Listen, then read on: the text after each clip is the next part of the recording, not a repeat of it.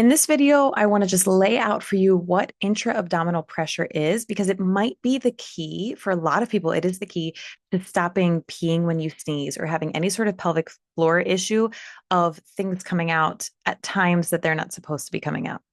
Because you do need to pee, but not when you're like laughing with your friends or sneezing at the playground or running or whatever. So, anyway, let's get into it. Also, full disclosure, we just put the kids to bed and I had a glass of wine with dinner, and I'm like, oh, just like I'm fine. But I'm like, this is going to be a great explanation. So, my best prop here is these Cheetos puffs that my kids are really mad I didn't let them have with dinner. We'll eat them tomorrow. It's fine.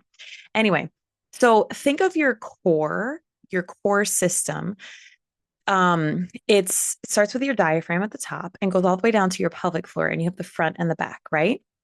So imagine this bag of chips is your core system, right? So if you like squeeze a little bit, there's always some air in the bag of chips. There, the air puffs up. Maybe you squeeze up here and the air puffs out down here. And I could keep going, but I want to not have a whole bunch of sound in the background for you. But just like that pressure inside the bag redistributes depending on how you kind of manipulate it, your core system is the same way. So when you cough or sneeze, potentially that pressure is going down onto your pelvic floor. This pressure, by the way, is what we call intra-abdominal pressure because it is inside or within your abdomen. So that pressure could be going down to your pelvic floor, which is what is making you pee when you sneeze, or the pressure is going out onto your midline. Because if you remember, and I have a bunch of graphics of this inside my free pelvic floor guide, so make sure to download that from the link in the description. But if you remember, you have your rectus abdominal muscles. Those are like your six-pack muscles at the front, right? Those are the most superficial muscles closest to the surface, and they're the front of your abdomen. In between them is this connective tissue called the linea alba. And so when you cough or sneeze or whatever, if the pressure is going out onto your midline, I'm talking about the linea alba, the pressure will go out there and you'll see coning or doming. This is very common in pregnancy and in postpartum. I mean, this is like, I would say relatively normal in the first few months postpartum as your body is kind of sorting itself out and regaining some strength and kind of bringing things back together. But you can have coning and doming for years and years and years if you have not learned how to manage the pressure well, how to strengthen the right muscles, which is like the whole reason that I am here, right? To teach you how to do those things. That's why my core power program exists. So anyway, let me back up a little bit. I wrote down a few notes and I want to make sure I don't miss anything that I wanted to share with you. So you need to learn how to properly manage the intra-abdominal pressure so that the pressure doesn't go down to your pelvic floor, down, or out to your midline. You got to learn how to manage that well. And it is like a mind-body connection thing. And it's also a matter of strengthening the right muscles. If you're just doing a bunch of crunches because you're like, oh, my belly is like not looking like how it's supposed to, whatever that even means, crunches are probably not going to help you because all you're doing is strengthening your rectus abdominal muscles. And what really is the key is the transverse abdominal muscles. It's not only that, but that is kind of like the key player when we're talking about pregnancy and postpartum.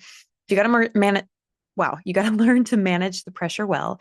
If you are seeing coning or doming along your midline, it's not a reason to freak out. In a way, it's actually a good thing because it is your body communicating with you that it needs some help. It needs some attention in this area. So if you're seeing coning and doming, you need to pause and think, why am I seeing it? Can I change the exercise? Can I modify the exercise so that it doesn't make my body do the coning or doming along the midline? Or am I just doing the wrong exercise? Because a lot of people they're doing ab work, but it's the wrong ab work, right? Okay, let me see what else I have in my notes for you. Don't avoid doing core work. You have to learn the right core work to do and learn to do it safely and in a way that's actually helpful for your body. One area that we see, and like this will be one of those things, like if you know, you know, an area that we see intra-abdominal pressure, just like kicking you while you're down, is in the first trimester, or if you're dealing with hyperemesis gravidarum, which I always think sounds like a spell in Harry Potter. Am I the only one? If you're dealing with a lot of vomiting, because vomiting is a lot of pressure, just like coughing. But like we don't tend to cough unless you have like some sort of respiratory illness. We don't tend to cough like several times every single day for multiple days. But some people are vomiting. Maybe you're one of those people every single day, multiple times a day for several days or weeks or even months, depending, based on how your pregnancy is going. And so if that is you, that can put a lot of pressure on your pelvic floor. Again, if the pressure is going down. Remember this? If the pressure is going down. So you got to do everything in your power to get that pressure to go up and out. This is for vomiting, but it's also for coughing and sneezing and all of the things. We want the pressure to go up and out. So a couple of quick tips. If you're vomiting a lot, try a split stance, one foot a little bit in front of the other, and then feet like hip width apart. You're like, wait, she's vomiting standing up. Yeah, grab those bags from the airplane from Amazon. You can buy carsick bags and throw up standing up rather than slouching over your toilet. Think about your posture because your posture a lot matters or depends on your posture. Your diaphragm and your pelvic floor have to be lined up for them to work properly. And if they're not, you're making it even harder for the pressure to be managed properly. So, and then the last thing I will say, which is true for vomiting, but also anything pressure related with pelvic floor, is you need to exhale when you exert force, whether that force is throwing up, coughing, sneezing, laughing, clearing your throat, going, meh. I'm really proud of my animal noises, by the way.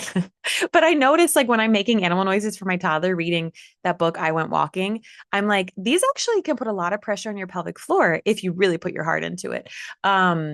And so any of those things, anything where there's like a lot of pressure inside your system, you need to let that pressure come up and out. You're lifting a heavy pot off the stove instead of going, right? I mean, how heavy is that pot? Geez, what do you have in there? But and now I feel like I'm on like on a bit. I've gotten carried away here. Let me bring it back. The point is, exhale when you exert force. When you lift the heavy pot off the stove. If you're working out at the gym, you're at the bottom of your deadlift, you need to exhale when you come up out of it. Okay. Exhale when you exert force. That will help you manage the pressure well. Now, I'm going to end here, but the absolute, absolute, absolute first step is even just coordinating with your breath and your pelvic floor. So watch that video next so you get it down and then we can practice it together and we will go from there, one thing at a time.